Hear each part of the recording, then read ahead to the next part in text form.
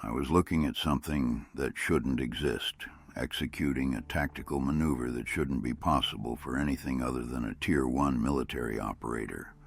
Through the high-definition glass of my Swarovski EL binoculars, the world was crisp, magnified, and undeniable.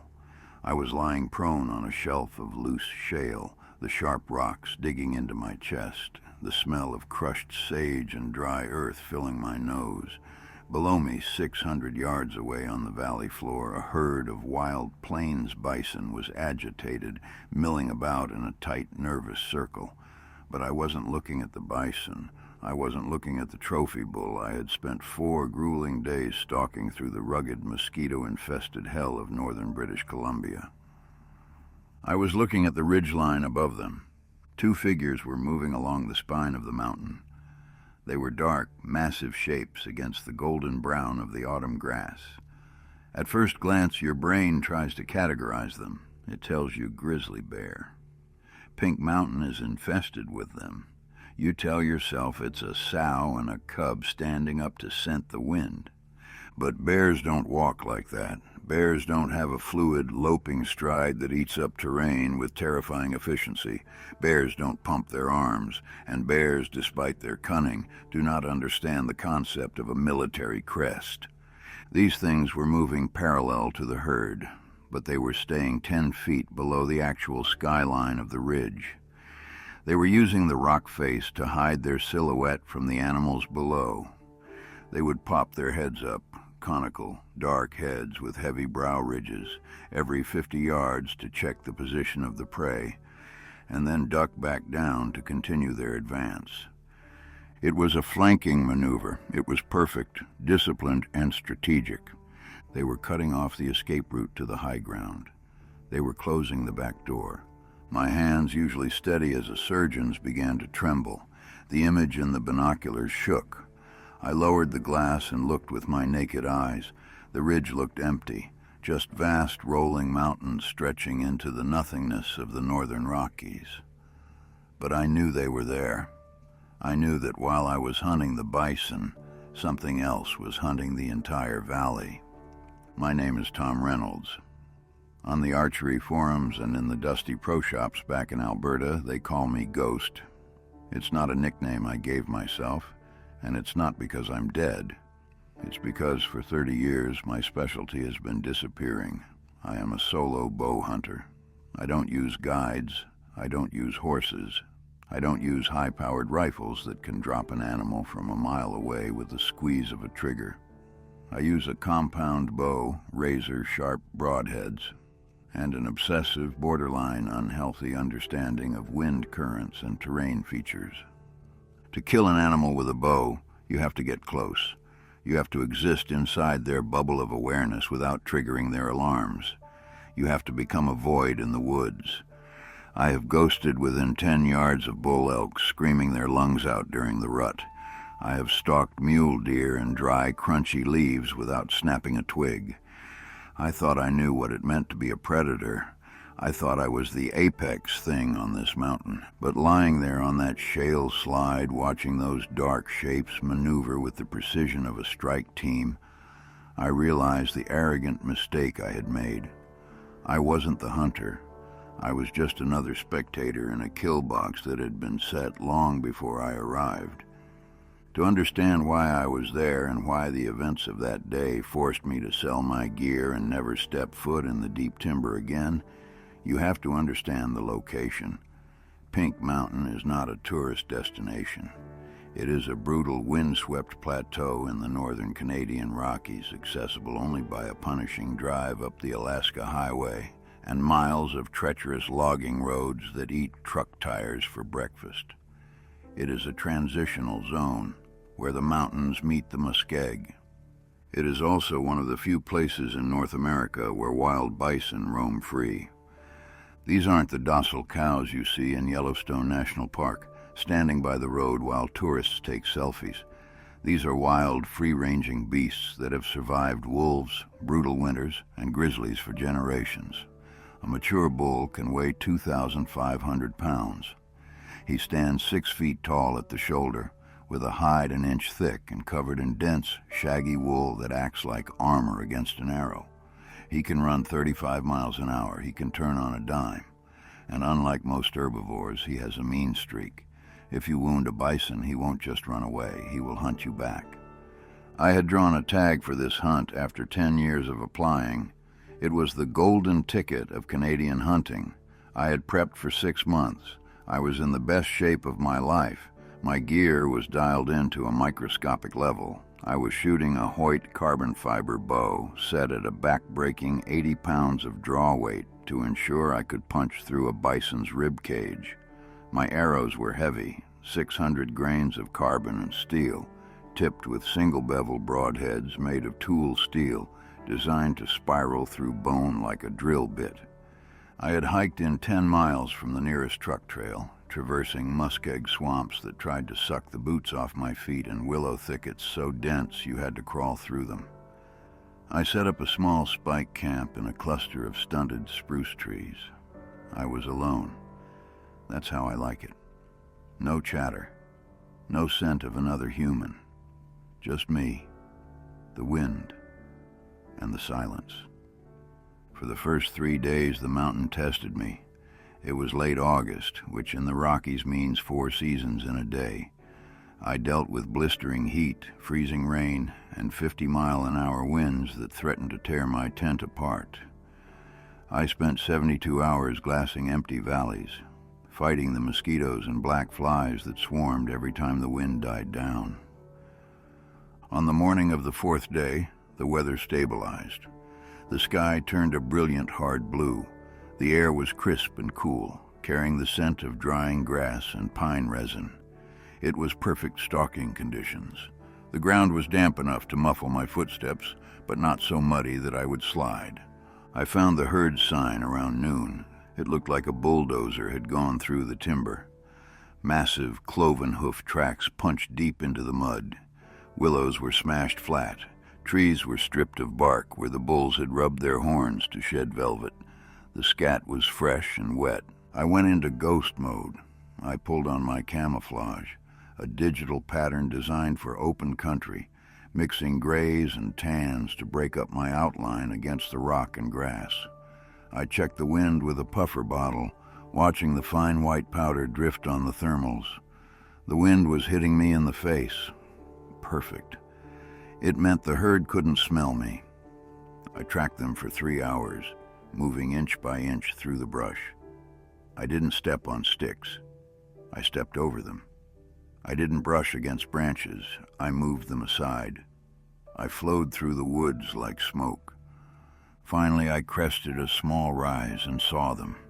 The valley opened up into a wide, bowl-shaped meadow surrounded on 3 sides by steep, timbered ridges.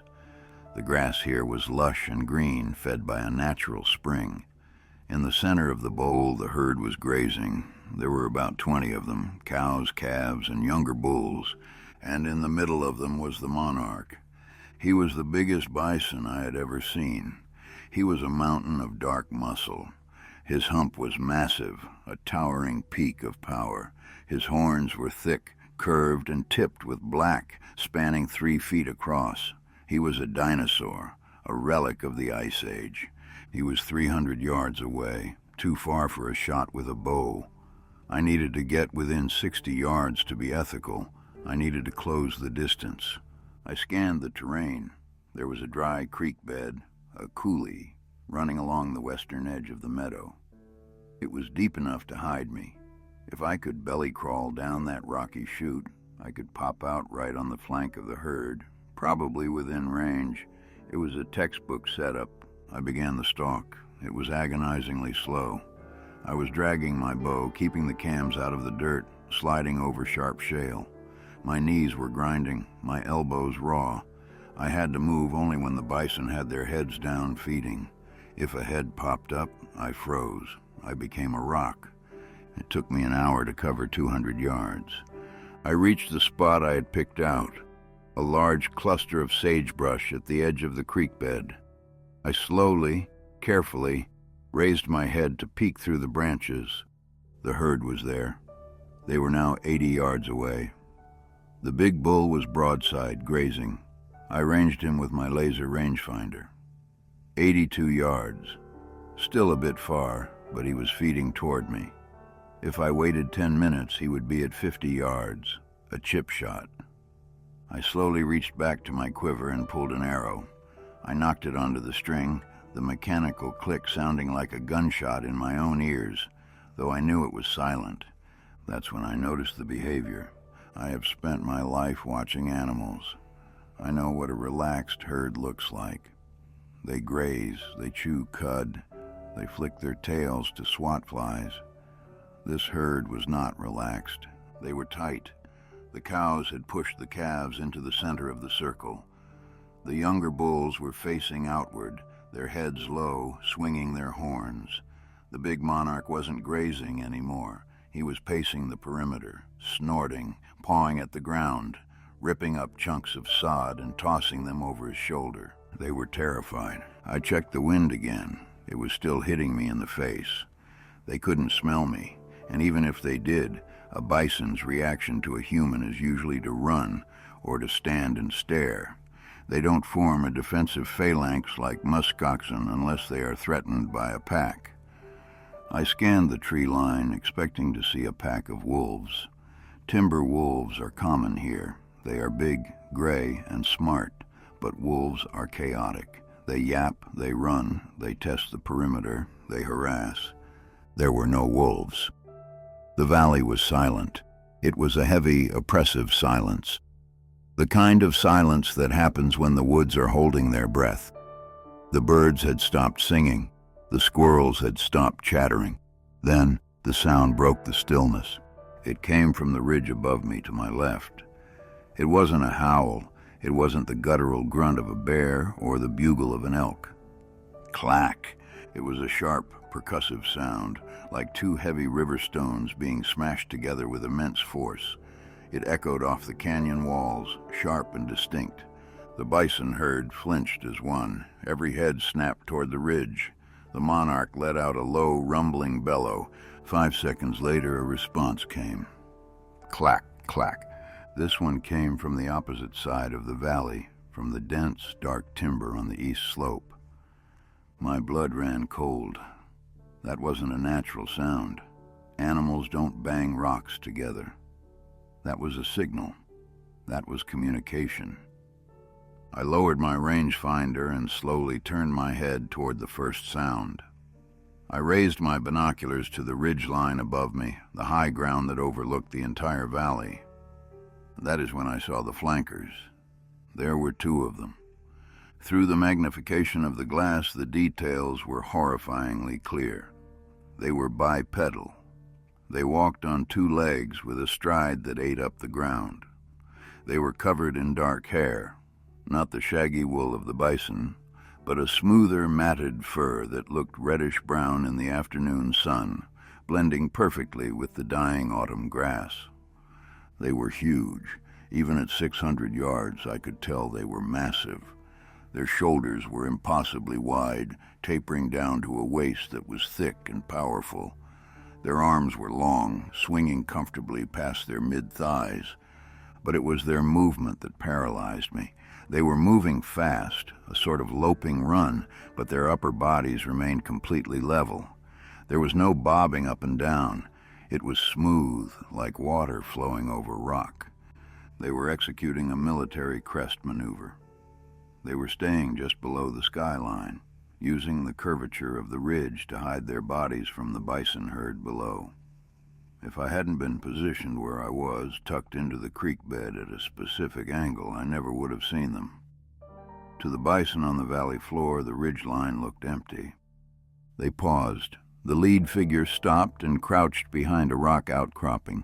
He turned his head and looked down into the valley. I saw his face. It was gray, dark-skinned, and flat. A heavy brow ridge shaded eyes that were set deep in the skull. It wasn't a monkey's face. It wasn't an ape. It was something more ancient, more human, but sharper, more predatory. He lifted his hand to his mouth. W-H-E-E-O-O-O, a whistle, sharp, piercing, and mimicking the sound of a marmot or a mountain bird perfectly. But the volume was wrong. It was too loud. It carried too far. From the trees on the far side of the valley, the hammer to the flanker's anvil, the answer came, a low, guttural huffing sound, like a steam locomotive starting up. I realized with a sick sinking feeling what was happening. I wasn't watching random movement. I was watching a drive. The creatures in the timber, the ones I couldn't see, were the drivers. They had positioned themselves downwind of the herd.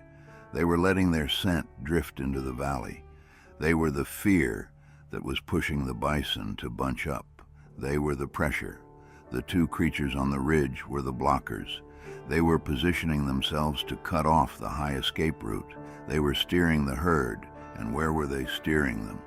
I looked at the terrain again. The valley narrowed at the far end, funneling into a deep, jagged ravine filled with thick willows and unstable shale. A terrain trap. If the heavy bison went into that ravine, they would bog down. They would lose their speed. Their massive bodies would struggle in the loose rock. They would be helpless. It was a kill box, and I was lying in the dirt, 80 yards from the herd, right in the middle of it. I slowly lowered my body, pressing my face into the dirt. I didn't care about the bison anymore. I didn't care about the trophy of a lifetime. My $2,000 bow felt like a plastic toy in my hands. My mind raced. Do they know I'm here? I checked the wind again. It was blowing from the herd to me. That was good. It meant the bison couldn't smell me. But what about the flankers? They were high up on the ridge. The thermals would be rising in the heat of the afternoon. My scent, my human sweat, my boot rubber, my ozone spray, was drifting up the mountain, right toward the ridge line.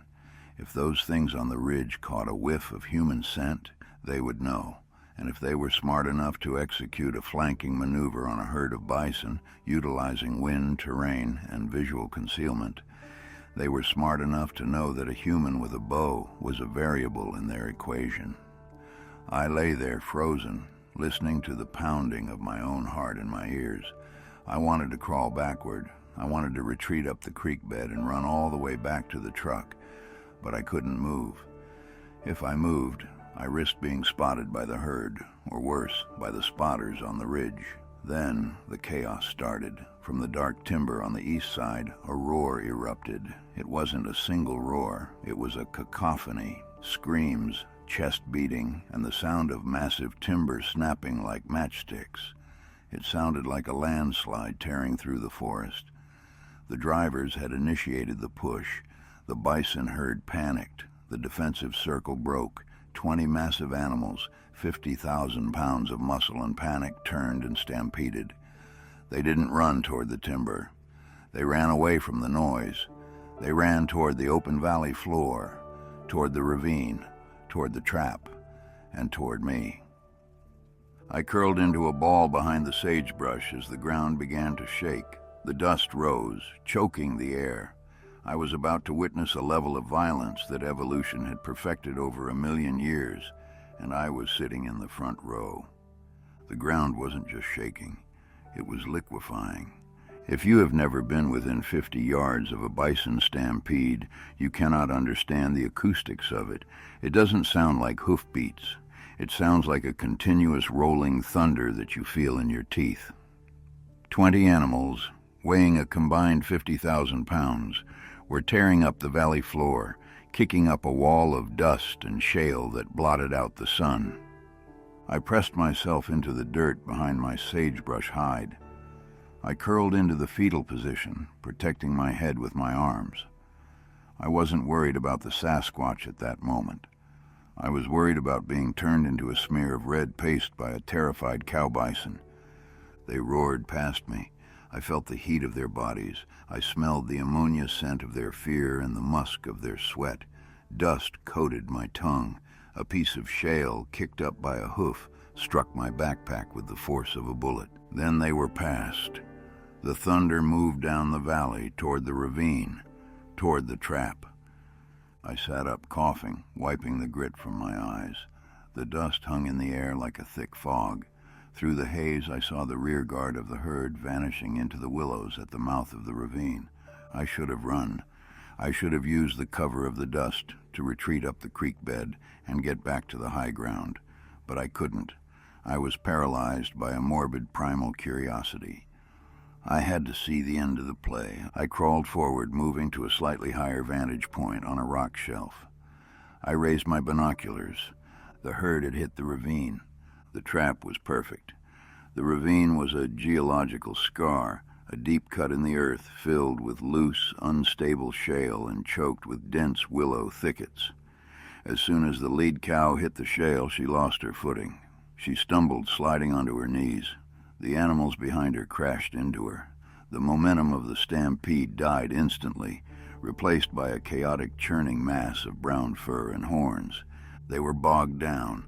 They were screaming, high-pitched, frantic bellows that sounded like cattle in a slaughterhouse. That is when the flankers made their move. The two dark figures I had seen on the ridge didn't rush in. They flowed down the slope with terrifying speed, cutting off the retreat. They stood at the top of the ravine banks, screaming. It wasn't a roar. It was a high-pitched, chaotic screeching, waving their long arms, throwing rocks down into the herd. They were the sheepdogs. They were keeping the herd in the kill zone. But where was the hammer? Where was the killer? I scanned the willows, then I saw him. He didn't come from the ridge. He had been waiting in the ravine the whole time. He had buried himself in the brush, lying flat, waiting for the drive to bring the meat to him. He stood up from the willows right in front of the lead bull, the monarch. If the flankers were big, this thing was a titan. He was covered in hair that was a deep, dark red, almost black. He stood easily 8 feet tall, maybe 9. His shoulders were so wide they looked like a yoke of muscle. The monarch saw him. The bull lowered his head, presenting his horns. This was a 2,500-pound animal that had fought off grizzlies. He wasn't going to go down without a war. The bull charged. What happened next defied everything I knew about physics and biology. A grizzly bear attacks a bison by biting the spine or swatting the nose. It is a messy, bloody war of attrition. The Sasquatch didn't bite, he didn't scratch, he wrestled. As the bull charged, the Sasquatch stepped aside with the grace of a matador. He reached out with one massive hand and grabbed the bull's horn. He didn't try to stop the bull. He used the bull's own momentum. He pivoted, planting his feet in the shale. He wrenched the horn to the side, torquing the bull's head. The massive animal flipped. 2,500 pounds of bison was leveraged into the air, twisting violently. The bull slammed into the ground on its side with a sound that I felt in the soles of my boots. Whomp!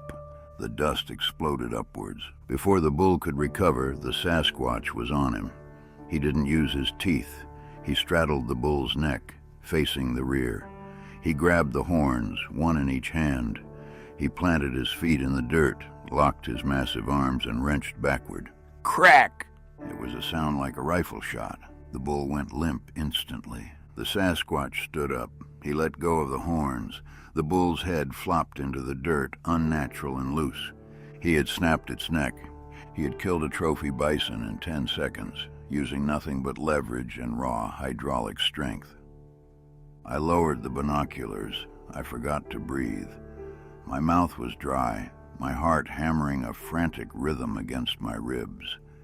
I wasn't watching an animal. I was watching a martial artist. I was watching a creature that understood anatomy, fulcrums, and leverage.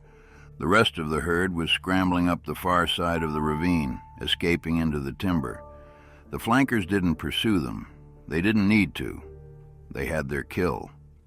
The two flankers slid down the shale bank to join the alpha in the bottom of the ravine. Now that they were together, I could see the size difference. The alpha, the red one, was a foot taller and probably 200 pounds heavier than the others. He was the king. The two younger ones approached him cautiously. They kept their heads low, averting their eyes. They were making soft, submissive, chattering sounds. They were asking permission. The alpha ignored them. He stood over the carcass of the monarch, his chest heaving. He looked around the valley, scanning the perimeter. He looked at the ridge. He looked at the creek bed. I ducked my head behind the rock. I squeezed my eyes shut. Please don't see me. Please don't see me. I counted to 10, then 20. I slowly raised my head again. The alpha had turned his attention to the kill. He knelt down beside the massive bison. He placed a hand on the animal's flank. Then the lesson in primitive behavior ended, and the lesson in intelligence began. I expected them to tear at the animal like wolves. I expected a frenzy of blood and gore. That isn't what happened. The alpha reached down to his hip. I hadn't noticed it before because of the distance and the chaotic motion, but he was wearing something. It wasn't clothing, it was a cord, a vine or a strip of rawhide tied around his waist. He pulled something from the cord. It glinted in the sunlight. It was a rock, but it wasn't just a rock. It was black, glassy and shaped. It was obsidian, or maybe chert. It was a stone tool, a large handheld flake with a razor-sharp edge. He didn't tear the hide. He cut it. He made a precision incision along the bison's belly, from the brisket to the groin. He moved with the practiced efficiency of a butcher. He wasn't hacking. He was slicing. The two younger ones watched, waiting. They didn't dare touch the meat until the boss was done. I watched, mesmerized and horrified. This was the moment that broke my worldview. A bear can kill a bison. A wolf pack can kill a bison. But no animal on Earth carries a knife. No animal on Earth creates tools, carries them on a belt, and uses them to field dress a kill. This wasn't wildlife. This was a tribe. The wind swirled. In the chaos of the stampede and the kill, I had forgotten the golden rule of hunting. The wind is fickle. In the mountains, as the afternoon sun heats the rocks, the air currents shift. The steady breeze that had been hitting me in the face all day suddenly died. The air went still for a heartbeat. Then I felt it, a cool draft of air hitting the back of my neck. The thermals had switched. The air was now rushing down the mountain, flowing from me, down the creek bed, and directly into the ravine. My scent, the smell of human sweat, ozone spray, gun oil, and fear, was no longer hidden. It was invisible smoke pouring right over the kill site. The reaction was instantaneous. The alpha stopped cutting. He didn't look around. He didn't sniff the air. He just froze. The two younger ones snapped their heads up. They looked directly up the creek bed. They looked directly at my rock. They couldn't see me. I was in camouflage, tucked behind stone. But they didn't need to see me. They could taste me. The alpha slowly stood up. He wiped the bloody stone tool on his thigh. He slipped it back into the cord at his waist. He turned his massive head. He looked straight up the draw. He let out a sound that I will hear in my nightmares until the day I die. It wasn't a roar. It wasn't a scream. It was a huff, a loud, explosive exhalation of air through his nostrils, like a horse clearing its nose, but deeper. It was a deep, guttural huff. It was a challenge. It was a question. Who is there? I didn't move. I didn't breathe. My hand was gripping my bow so hard my knuckles were white. I had an arrow nocked, but I knew it was useless. I was 80 yards away. Even if I hit him, an arrow wouldn't stop him. It would just make him angry. The two flankers started to move. They didn't run. They separated. One moved to the left side of the ravine, climbing the bank. The other moved to the right. They were flanking me. They were executing the exact same maneuver they had just used on the bison. They were closing the box, and I was the new bull. I had seconds to make a decision. If I stayed, I was cornered. If I ran, I triggered the predator chase instinct. I did the only thing I could think of. I stood up. I rose slowly from behind the rock. I didn't draw my bow. I held it at my side. I stood tall, revealing myself fully. I wanted them to see that I wasn't a bison. I wasn't prey. I was something else. The flankers stopped climbing. They crouched low, staring at me. The alpha didn't move. He stood over his kill, staring at the tiny figure standing in the sagebrush. We locked eyes across 80 yards of mountain air. His eyes were black pits. There was no white in them, but there was intelligence. cold, calculating, brutal intelligence. He was assessing me. He was calculating my weight, my threat level, and my intent. He looked at the bow in my hand. He lingered on it. He knew what it was. He had seen men before. Maybe he had seen poachers. Maybe he had seen guides. He knew that the stick in my hand could bite. He took a step forward. He puffed his chest out, expanding his silhouette until he looked as wide as a truck.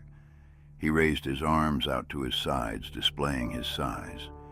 He opened his mouth, revealing teeth that were flat and square, like a human's, but massive. He roared. This time it wasn't a huff. It was a wall of sound.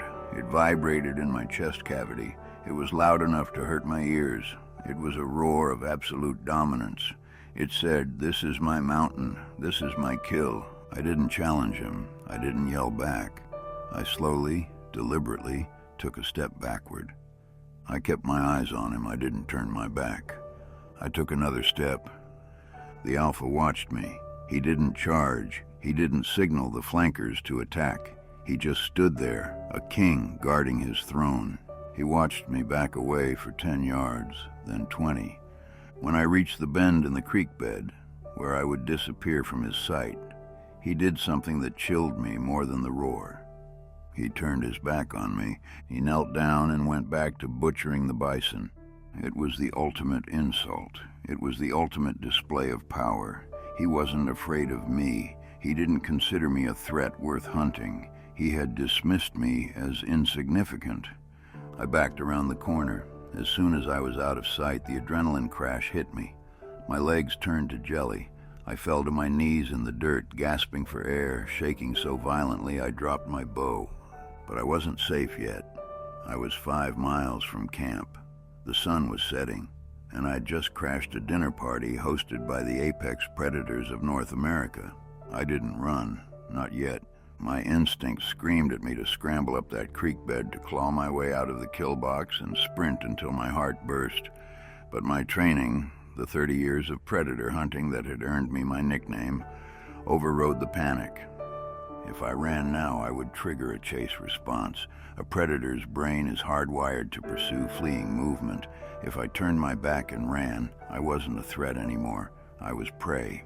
So I did the hardest thing I have ever done in my life. I stayed put. I sank back down behind the rock, pressing my body into the freezing mud of the creek bed. I made myself small. I controlled my breathing, forcing the air in and out of my nose in slow, rhythmic cycles to stop the hyperventilation. I was 80 yards away.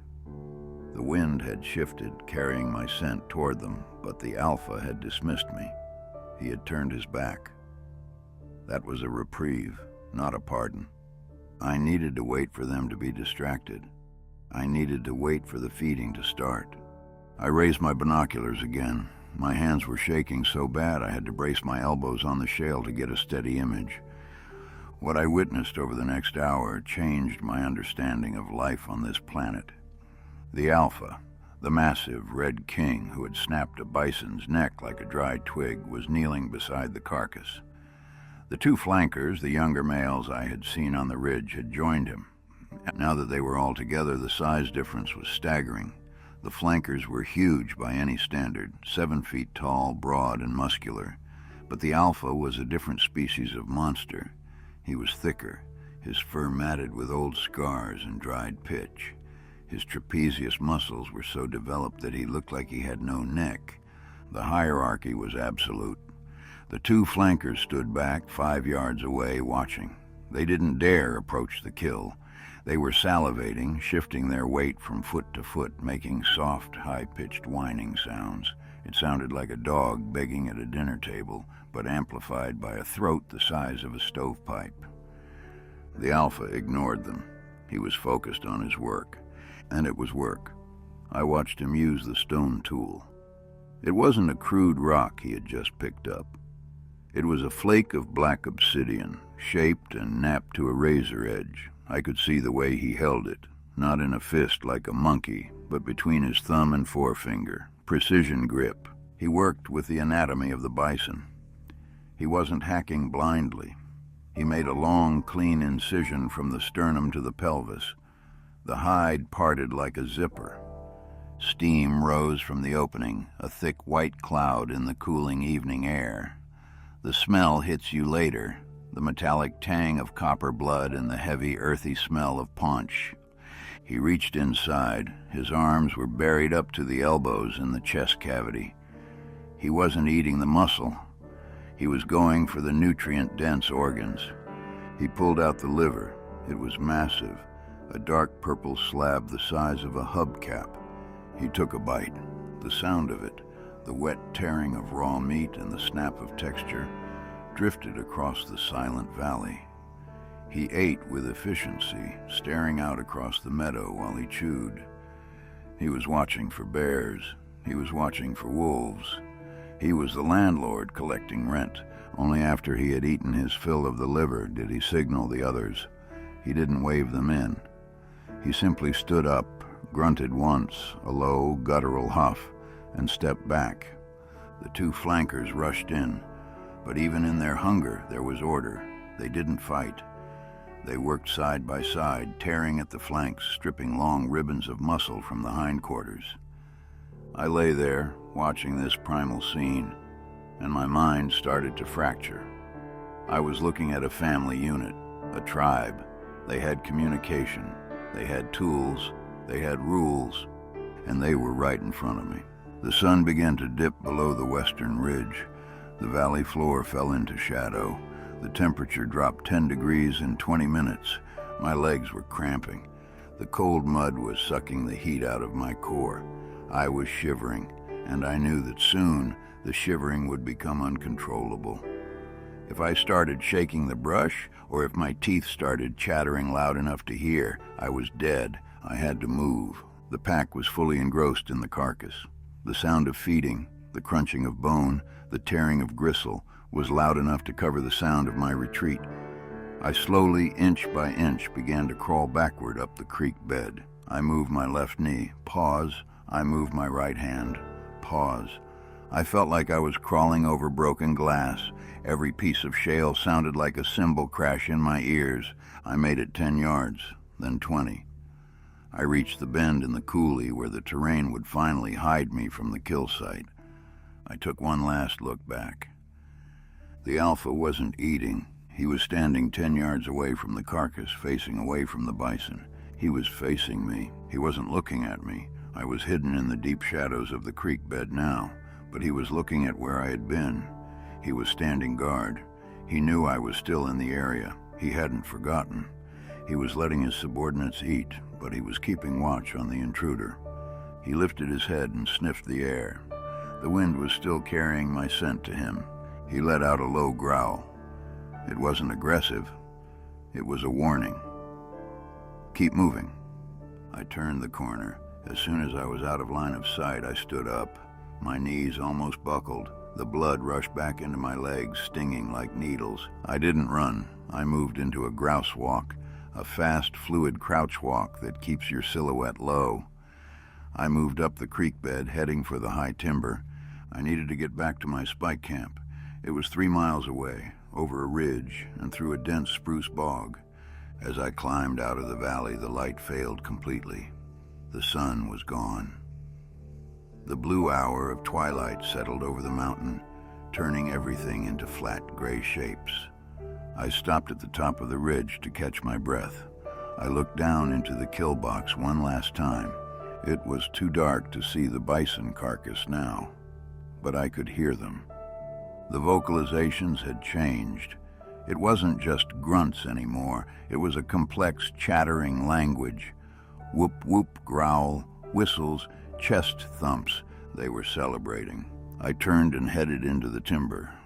This is where the real terror began. In the open valley, I could see them. I knew where they were. In the timber, in the dark, the advantage shifted 100% to them. I didn't turn on my flashlight. A light is a beacon. It tells everything in the woods exactly where you are, while simultaneously destroying your own night vision. I navigated by the faint glow of the moon on the snow patches. The woods were thick here, black spruce tight and angry, with dead lower branches that reached out to snag my clothes. I had walked about a mile when I found the sign. I almost tripped over it. It was a structure. At first I thought it was a blowdown, a mess of trees knocked over by the wind. But as I stepped around it, I realized the geometry was wrong. 3 large spruce trees had been snapped off about 7 feet up the trunk. They hadn't been blown over, they had been twisted and broken. The tops had been dragged together and woven into a crude teepee shape. Inside the structure, the ground had been cleared of snow and debris.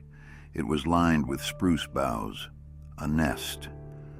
I knelt down and touched the boughs. They were fresh. The sap was still sticky. The needles were green. This wasn't an old structure. This had been built in the last 48 hours. I shone my red lens pen light into the nest. There were bones, not bison bones, smaller bones, deer, marmot, and feathers. And in the center of the nest, pressed into the dirt, was a print. It looked like a handprint, but the palm was twice the width of mine. I realized then that I wasn't hiking back to a safe zone. My spike camp, my tent, my sleeping bag was only 2 miles from here. I had pitched my tent right in the middle of their living room. The whistle I had heard 2 days ago, the one I thought was a marmot, that wasn't a hunting signal. That was a sentry. They had been watching me sleep. They had been watching me cook my freeze-dried meals. They had been watching me glass the mountains, probably laughing at the clumsy human who couldn't smell the danger standing right behind him. I stood up, and the feeling of being watched washed over me like ice water. S-N-A-P. The sound came from my right, about 50 yards into the timber. It was a heavy, deliberate stick break. I froze. S-N-A-P. Another one. To my left. They weren't behind me. They were paralleling me. They had finished the initial feed. The flankers, or maybe others I hadn't seen, were escorting me out.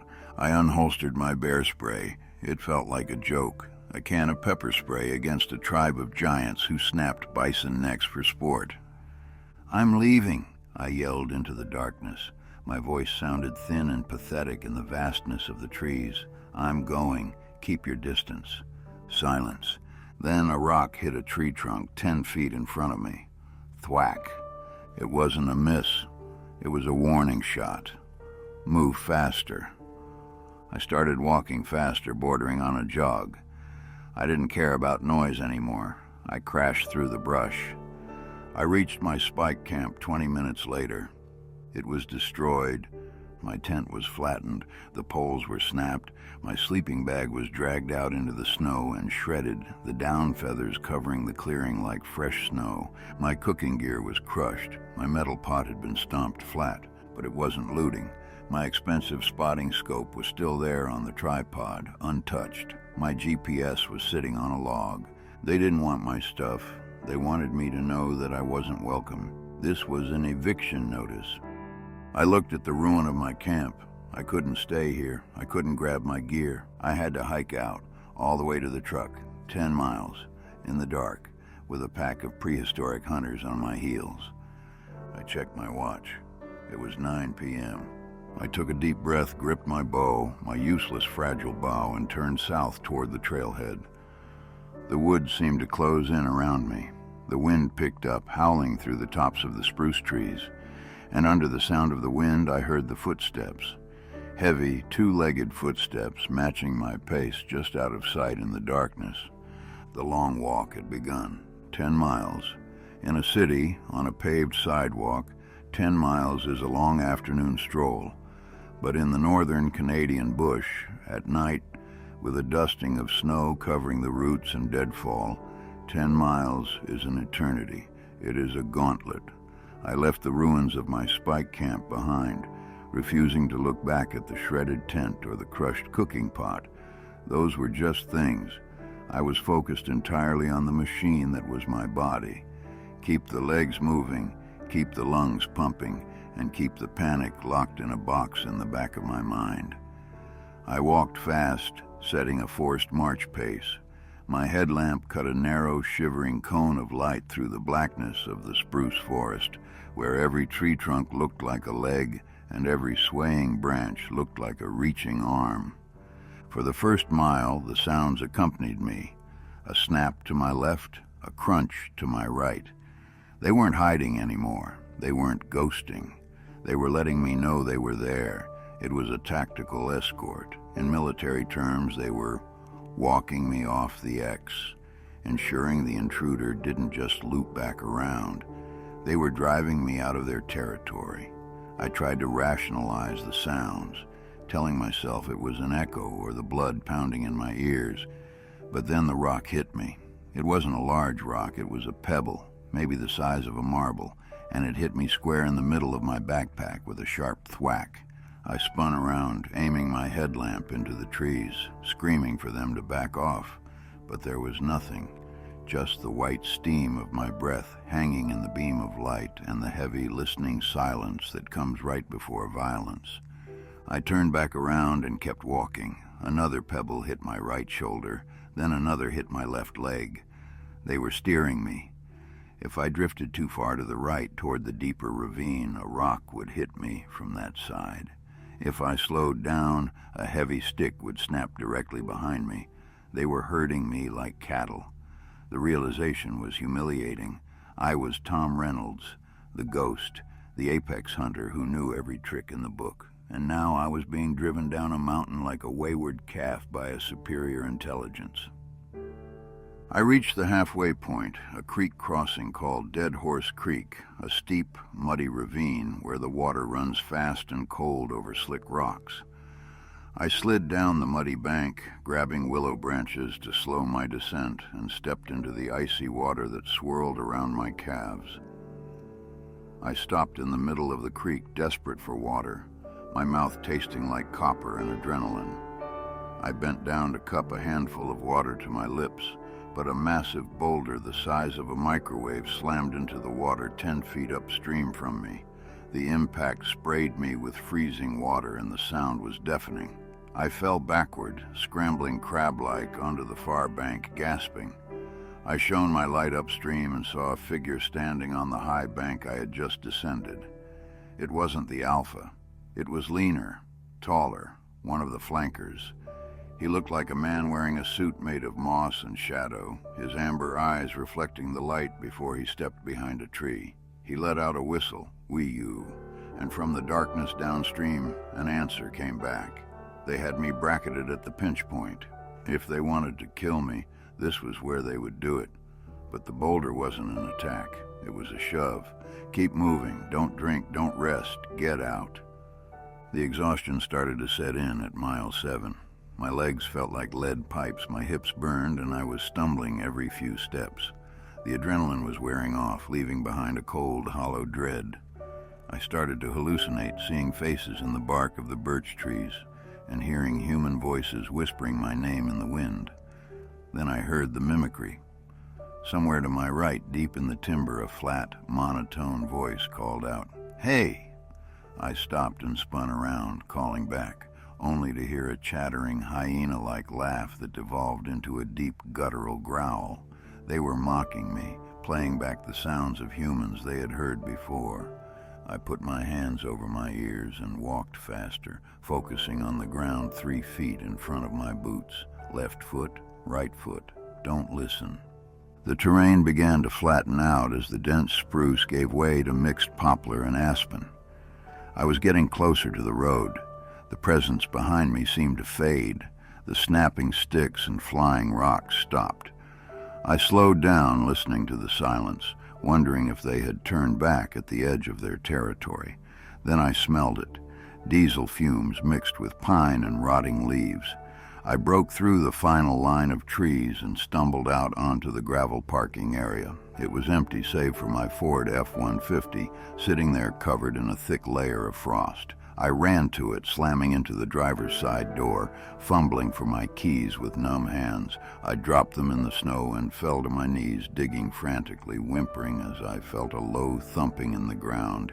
I looked up. At the edge of the clearing, where the trail emerged from the woods, they were standing, 3 of them. The Alpha was in the center with the 2 flankers on his sides. They stood just inside the tree line, half-shadowed, watching. They weren't charging or screaming. They were silent sentinels, watching the intruder leave. I found the keys, jammed the fob into the lock, threw myself into the cab and locked the doors. I jammed the key into the ignition and the engine roared to life. When the headlights swept across the parking lot, the tree line was empty. They were gone. I drove for 12 hours straight, not stopping until I was back in Alberta. I got home, walked into my garage, and put my $2,000 carbon fiber Hoyt bow on the workbench. I looked at it, thinking about the alpha snapping the bison's neck and the obsidian knife. I realized that hunting with a bow isn't a sport.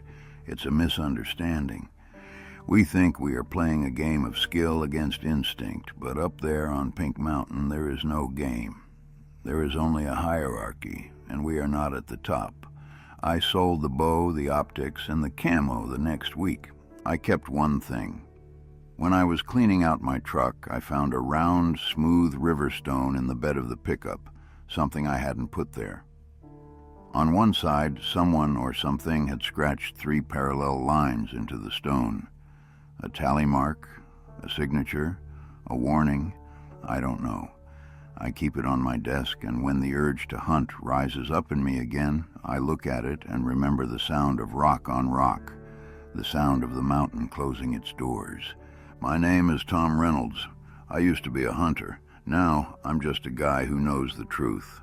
There are things in the north that don't want to be found. They are smarter than us, they are stronger than us, and they are watching. If you are out there, deep in the timber, and the woods go quiet, if you feel that prickle on the back of your neck, if you hear a whistle that sounds just a little too loud, don't look for them. Just walk away and be grateful they let you. If you want more Bigfoot stories like this, hit subscribe and turn on notifications. New videos every week.